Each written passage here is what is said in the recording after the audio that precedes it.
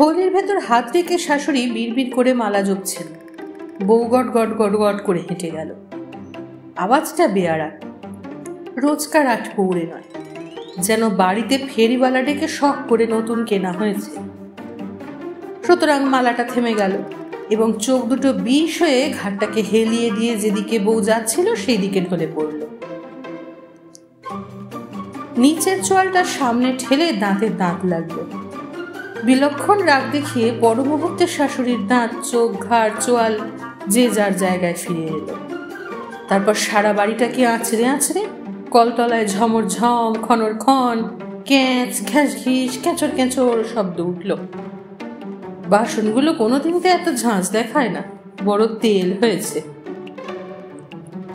ঘুরতে ঘুরতে মালাটা দাঁড়িয়ে পড়ল। নোড়া দিয়ে মুখ ভেঙে দিতে হয়।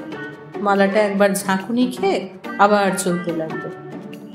নাকে অস্ফুট শব্দ করে থলির ভেতর 5টা আঙুল হঠাৎ মালাটার গলা টিপে ধরল। মিশের আক্কেলে বলিহারি কোত্থেকে এক কালো অলক্ষণে পায়ে খুরওয়ালা ধিঙ্গি মেয়ে ধরে এনে ছেলেটার গলায় ঝুলিয়ে দিয়ে চলে গেল। কেন, বাংলাদেশে ফর্সা মেয়ে ছিল না? বাপ অবশ্য দিয়েছিল থয়েছিল। হ্যাঁ, দিয়েছিল।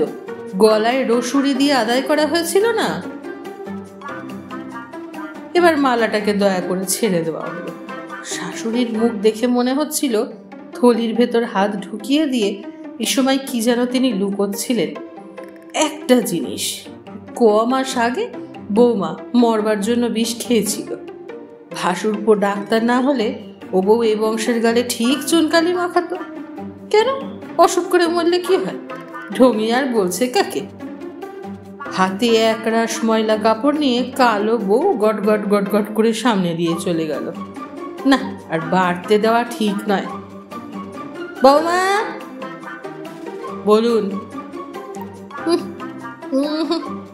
গলার স্বরটা ঠিক কাছা গলায় দেওয়ার মতো নয়, বড্ড নেড়া। হঠাৎই দিমাগি লুকোর থেকে বাপের বাড়ির কেউ তো ভাই ফোটার পরে আর এদিক মারায়নি। বাড়িটা যেন ঝড়ের অপেক্ষায় থমথম করছে।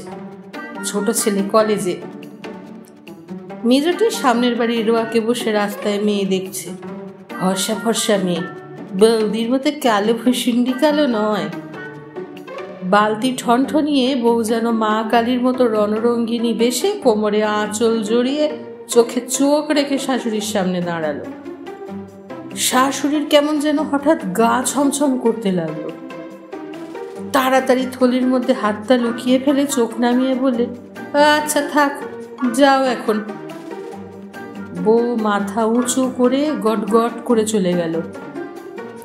তারপর একা একা পা ছড়িয়ে বসে মোটা চশমায় কাঁথা সেলাই করতে করতে শাশুড়ি এফোর ওফোর হয়ে ভাবতে লাগলেন বউ হঠাৎ কেন বিগড়ে গেল তার একটা তদন্ত হওয়া দরকার। তারপর দরজা দেওয়ার পর রাত্রে বড় ছেলের ঘরে আড়ি পেতে এই কথা কানে এলো। বউ বলছে, একটা সুখবর আছে। পরের কথাগুলো এত আস্তে যে শোনা গেল না। খানিক পরে চকাশ চকাশ শব্দ। মা হয়ে আর দাঁড়াতে লজ্জা করছিল, কিন্তু তদন্তটা শেষ হওয়া দরকার। বউয়ের গলা। মা কান খাড়া করলেন, বলছে, দেখো ঠিক আমার মতো কালো হবে। এরপর একটা ঠাস করে শব্দ হওয়া উচিত।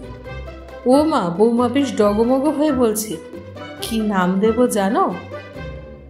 আফ্রিকা। কালো মানুষেরা কি কাণ্ডই না করছে সেখানে।